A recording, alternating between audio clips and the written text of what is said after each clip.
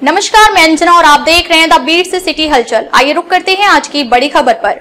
नवी मुंबई के जवाहरलाल नेहरू पोर्ट पर एक बड़ा पाकिस्तानी माल जब्ती मामला सामने आया है। केंद्रीय एजेंसी ने ऑपरेशन डीप मैनिफेस्ट के तहत इस बंदरगाह से कुल 39 कंटेनर जब्त किए हैं, जिनमें लगभग 1115 मीट्रिक टन सामान था। इन कंटेनरों में मौजूद माल की अनुमानित बाजार कीमत लगभग 9 करोड़ रुपए बताई जा रही है। इस मामले में एक व्यक्ति को गिरफ्तार किया गया है, जबकि अन्य संदिग्धों की तलाश और जांच जारी है। यह घटनाक्रम ऐसे समय में सामने आया है जब भारत और पाकिस्तान के बीच सीधे आयात निर्यात पर वर्षों से पाबंदी लगी हुई है। इसके बावजूद कुछ व्यापारी और तस्कर पाकिस्तानी माल को तीसरे देशों, खासकर दुबई के माध्यम से भारत में घुसाने की कोशिश कर रहे हैं। केंद्र सरकार इस तरह के माल पर करीब 200% तक कस्टम ड्यूटी लगाती है, जिससे पाकिस्तान से आने वाले सामान की बाजार में पहुंच मुश्किल हो जाती है। विशेषज्ञों के अनुसार इस पाबंदी का कारण भारत और पाकिस्तान के बीच बढ़ता तनाव और सुरक्षा मुद्दे हैं। हाल ही में पहलगाम में हुए हमले के बाद कांग्रेस सरकार ने पाकिस्तानी उत्पादों के आयात पर पूरी तरह प्रतिबंध लगा दिया था। 2 मई 2025 से यह नियम और सख्त कर दिया गया कि पाकिस्तान से कोई भी माल तीसरे देशों के रास्ते भारत नहीं लाया जा सकेगा। पकड़े गए कंटेनरों की जांच में यह भी सामने आया कि इनमें सूखे खजूर थे, जिन पर यूएई का लेबल लगा हुआ था।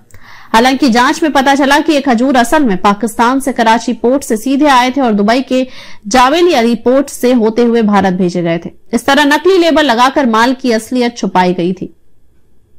जांच एजेंसियों ने इस पूरे कनेक्शन को खोलने के लिए पाकिस्तानी कंपनियों और भारतीय नागरिकों के बीच वित्तीय लेन देन का भी पता लगाया है।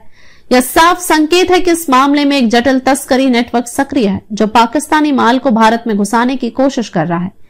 केंद्र सरकार ने इस मुद्दे पर कड़ी कार्रवाई का निर्देश दिया है और बंदरगाह सुरक्षा को और मजबूत करने की बात कही गई है। साथ ही ऐसे तस्करों और आपराधिक गिरोहों की पहचान कर उन्हें कानूनी कार्रवाई के दायरे में लाने की प्रक्रिया तेज की जा रही है।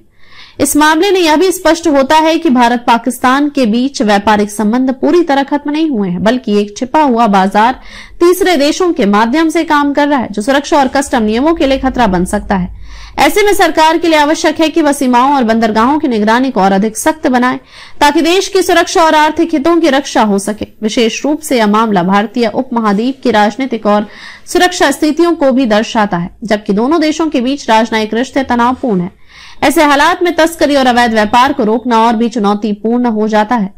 इस घटनाक्रम पर विशेषज्ञों का मानना है कि तकनीकी निगरानी, सघन जांच और बेहतर अंतर्राष्ट्रीय सहयोग के बिना इस तरह की तस्करी को पूरी तरह से खत्म करना मुश्किल होगा। इसके अलावा उपभोक्ताओं को भी यह समझना जरूरी है कि किस प्रकार से प्रतिबंधित माल की खरीद से वे देश की सुरक्षा के लिए खतरा पैदा कर सकते हैं। अंत में यह मामला न केवल कानूनी बल्कि नैतिक और सुरक्षा की दृष्टि से भी महत्वपूर्ण है। केंद्र सरकार और संबंधित एजेंसियों की ओर से लगातार ऐसे प्रयास किए जा रहे हैं कि भारत में किसी भी प्रकार की अवैध या प्रतिबंधित वस्तु का प्रवेश रोका जा सके। इस दिशा में ऑपरेशन डीप मैनिफेस्ट जैसे अभियान एक सकारात्मक कदम के रूप में देखे जा रहे हैं। यह भी ध्यान देने योग्य है कि ऐसे घटनाक्रम से भारत के कस्टम विभाग की सख्ती और सजगता का पता चलता है, जो देश की आर्थिक सीमाओं और राष्ट्रीय सुरक्षा की रक्षा में लगे हैं।